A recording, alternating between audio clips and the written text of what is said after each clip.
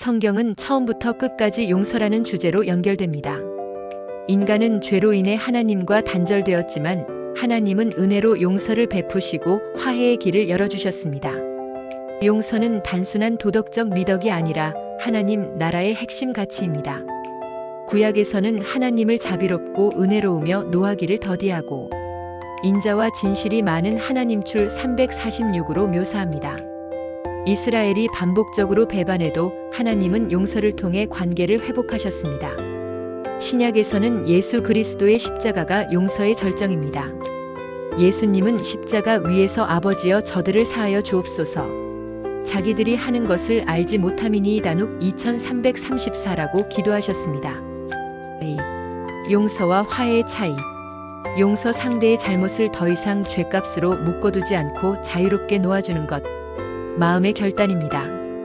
화해 깨어진 관계를 다시 잇고 서로 받아들이는 것. 용서가 내적 결단이라면 화해는 관계적 실천입니다. 성경은 먼저 용서를 강조하지만 가능하다면 화해로 나아가라고 가르칩니다. 3. 예수님의 가르침. 예수님은 산상수훈에서 용서와 화해를 강하게 말씀하셨습니다. 원수를 사랑하며 너희를 박해하는 자를 위하여 기도하라. 마 544. 형제가 내게 잘못하거든 7번이라도 용서하라. 674.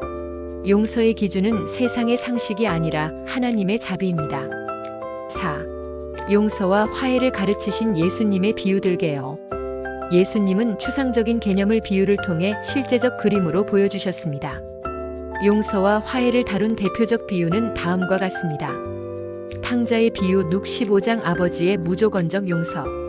1만 달란트 빚진 종의 비유마 18장 받은 용서를 나누지 않는 자의 모순. 선한 사마리아인의 비유 룩 10장 원수까지 사랑하는 화해의 길. 잃은 양 잃은 드라크마의 비유 룩 15장 한 영혼의 회복을 기뻐하시는 하나님의 마음.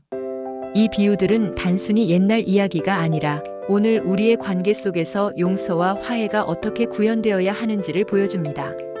예수님의 비유 해설 탕자 1만 달란트 선한 사마리아인. 1. 탕자의 비유 룩 15만 1132. 탕자의 비유는 용서와 화해의 복음을 가장 잘 드러낸 이야기입니다.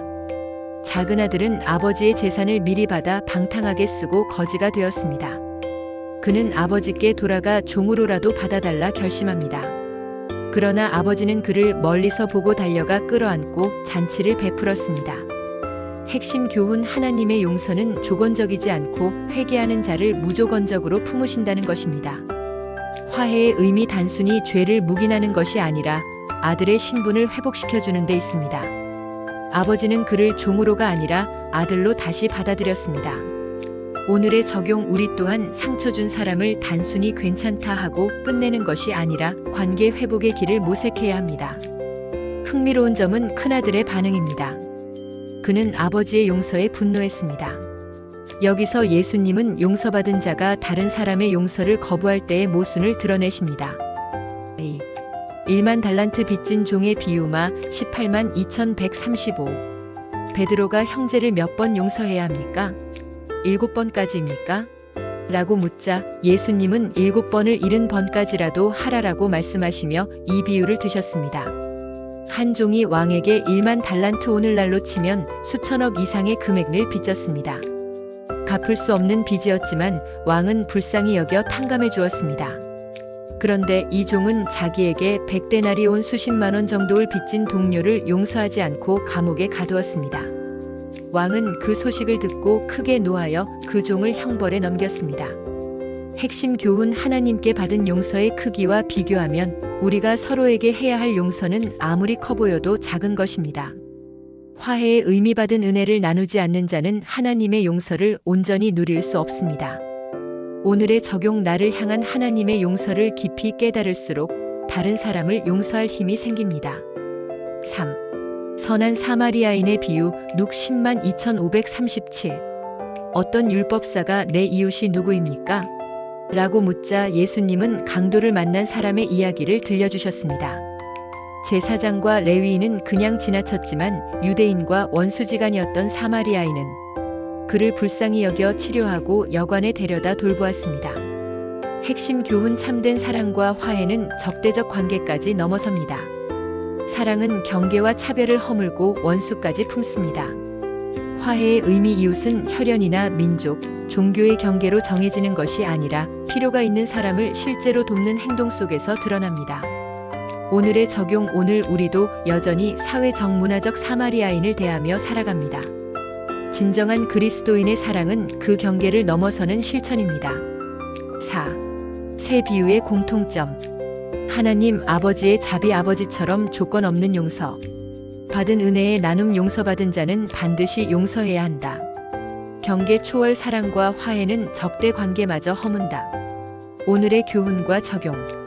우리는 앞에서 성경 속 용서와 화해의 기초 그리고 예수님의 비유 해설을 살펴보았습니다. 이제 마지막으로 그 메시지가 오늘 우리의 삶 속에서 어떻게 적용될 수 있는가를 정리해 보겠습니다. 1. 개인의 차원에서. 용서는 먼저 개인의 내적 자유와 연결됩니다.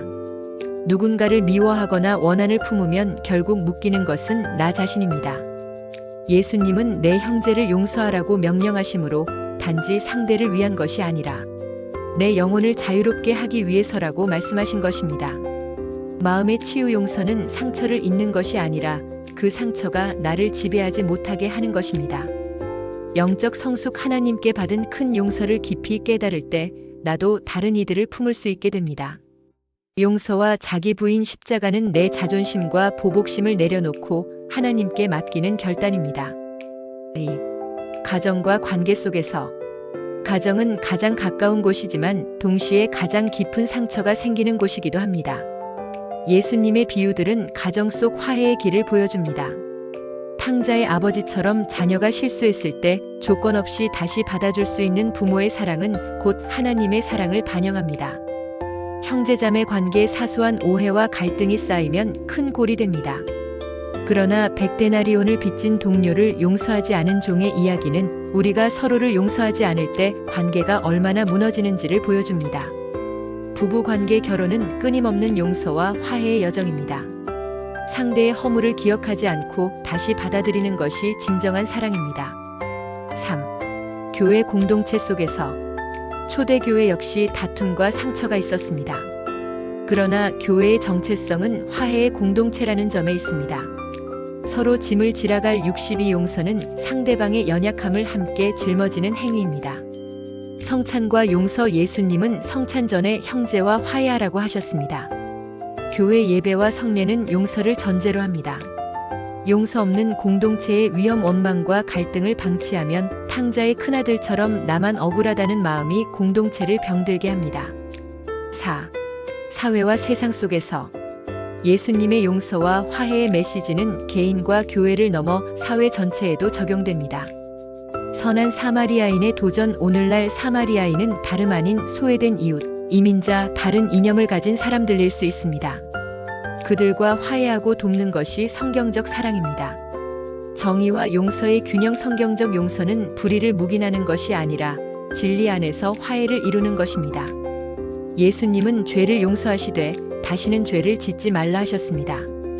사회적 갈등의 치유, 인종차별, 세대 갈등, 정치적 분열 등도 결국은 화해 없이는 해결되지 않습니다. 교회와 그리스도인은 화해의 중재자가 되어야 합니다. 5. 결론. 용서와 화해의 길. 예수님의 비유들은 공통적으로 이렇게 말합니다. 하나님께 받은 큰 용서를 기억하라. 받은 은혜를 나누어라. 경계를 넘어 원수까지 사랑하라. 용서와 화해는 쉽지 않습니다.